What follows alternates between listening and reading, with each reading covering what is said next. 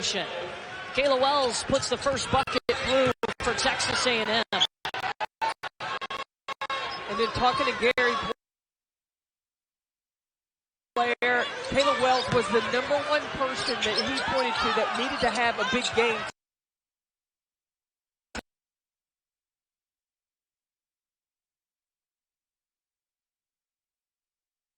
today here in South Carolina.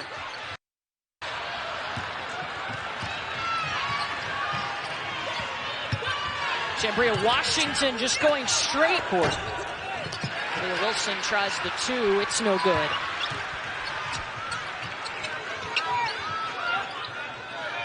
Kiki Herbert Harrigan in the corner. And how fitting the first points for Carolina come from a senior. Well, the first 2 buckets that were shots that were taken were seniors. Ty Harris, she missed the first one, but Kiki Herbert Harrigan right on target.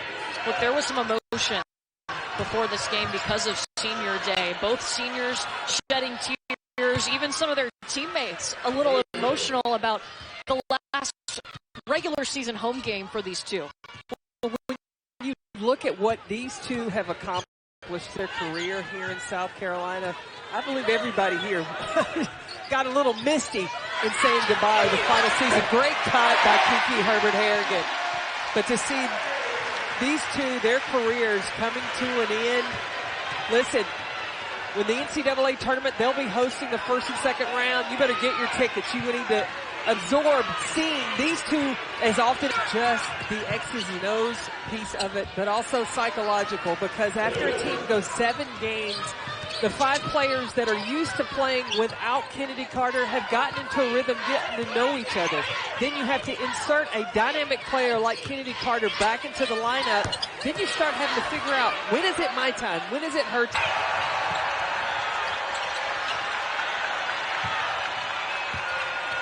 They go inside to Sierra Johnson, who's working on Victoria Saxon. It bounces out.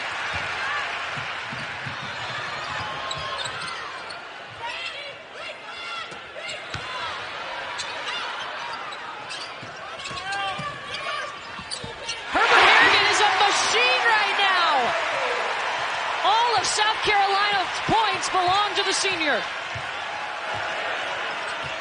You always wonder how emotions are going to affect you on senior night. But Kiki Herbert Harrigan, the time she got to her senior year, it was right on time. You know, in the spring of this past spring, Kiki Herbert Harrigan went into the portal. And Dawn Staley said there was no way she was letting Kiki leave and let another coach reap the benefit of all the hard work those two had put in together. And Herbert Harrigan decided to stay, and what a great decision it's been to help lead the South Carolina team back to #1 in the nation. Kennedy Carter puts it through for the first time today. Quickly inside to Ami here. She's working on Sierra Johnson, who already has 1 foul.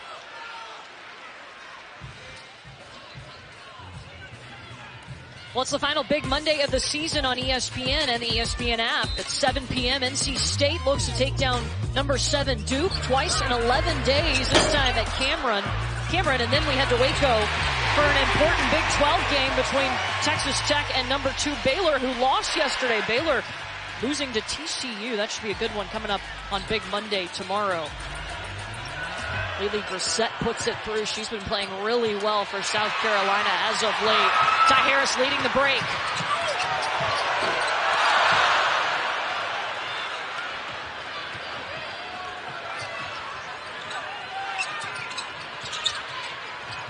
Carter steps back.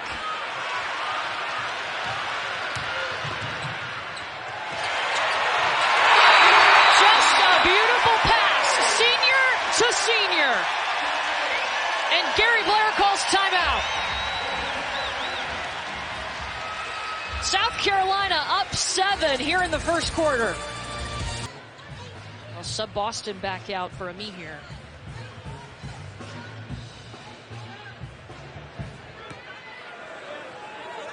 Boston has gone down to the trainer. Look, she's a little under the weather because she was coughing when she just came in. Right.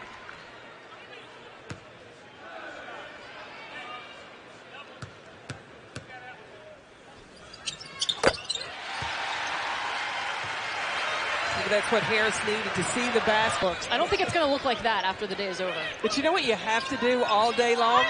You got to watch SEC basketball. That's not a bad day. Yeah, so here's the battle. South Carolina and Mississippi State, they're locked in as the 1 and 2 seeds in the SEC tournament. Kentucky wins and get a double bye. Texas A&M wins. They get a double bye. Arkansas, LSU, and Tennessee would all need some help. You want to be a top 4 seed so you don't have to play until Friday.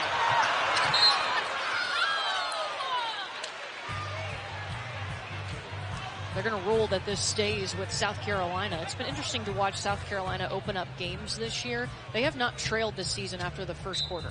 And they've normally dominated the first quarter, outscoring teams by almost 12 points, but Texas A&M kept it close. Harris elevates. Yeah, I think those free throws are exactly what she needed. Visual. You just got to see a little success, and then things start going your way. And for Texas A&M, they did not start Kennedy Carter today. They brought her off the bench. Gary Blair told us they were trying something different. She only played 3 minutes in the first quarter and had 2 points. And that's the 5th leading scorer in the nation. She probably needs to focus more on scoring first, passing second. Texas A&M needs offensive production. Aaliyah Boston going to work on Sierra Johnson, who's got a foul already. So impressed with that freshman. And any coach you talk to, when they watch South Carolina, they all make the comment, these freshmen don't play like freshmen. They play like they've got years of experience.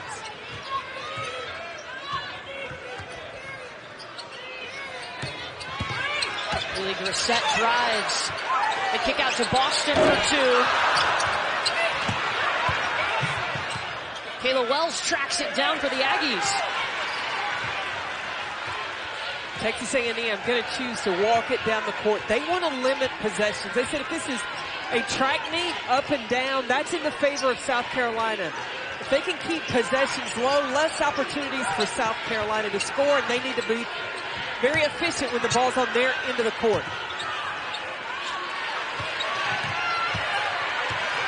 Wilson has to put it up. Man, she's got some good looks that have just come in and out. She's leading A&M with 4 points today. Chandria Washington's the one player for A&M that has had to improve their scoring.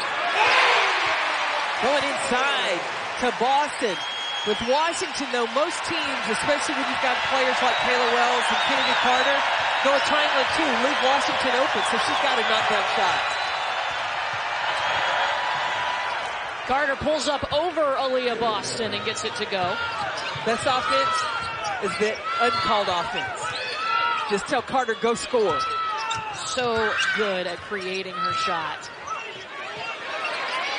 Lily Grissett was wide open.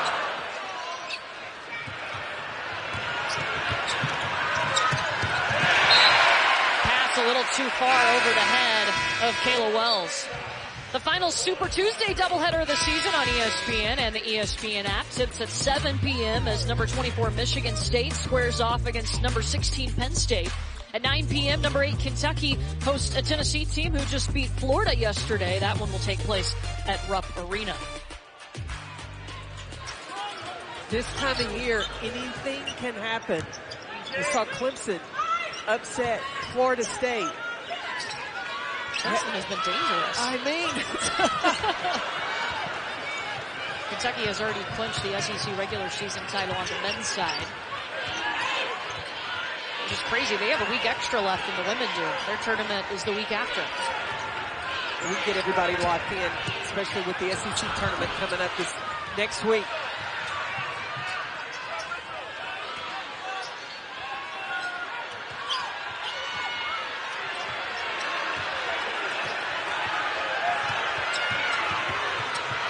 Carter getting loose and gets the bounce to go. It's because she held the follow through. She's so dangerous.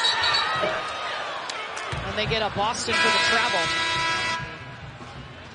Kennedy Carter is so hard to guard because 1, she's patient, and then 2, change of speed. She'll get the defense to freeze, and then all of a sudden explode into that open area and then knock down the shot.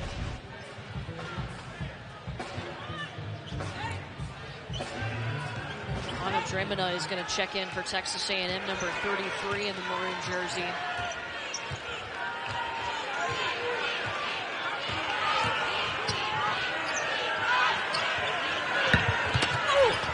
Carter gets by Cook, but is under the basket.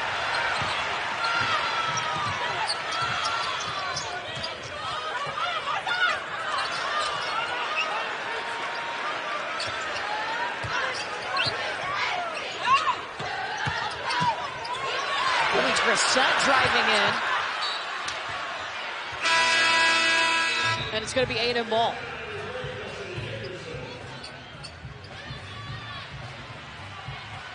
So Brissett steps out. She's been playing really well. Last 5 games, averaging almost 10 points a game. Her season average is 6. I'm so impressed with her transition from the 4 to the 3. And each game, she continues to get better. And understanding that the 3-point shot, that's not her strength. So she didn't get that. What she looks at is opportunities to attack the basket. Look, Zia Cook couldn't do anything but smile after trying to defend Kennedy Carter on that one. Kennedy Carter is a walking highlight reel with the way she can create her shot. Ty Harris for 3. In and out, it'll stay with the Gamecocks. South Carolina up here in the second quarter, 25-18.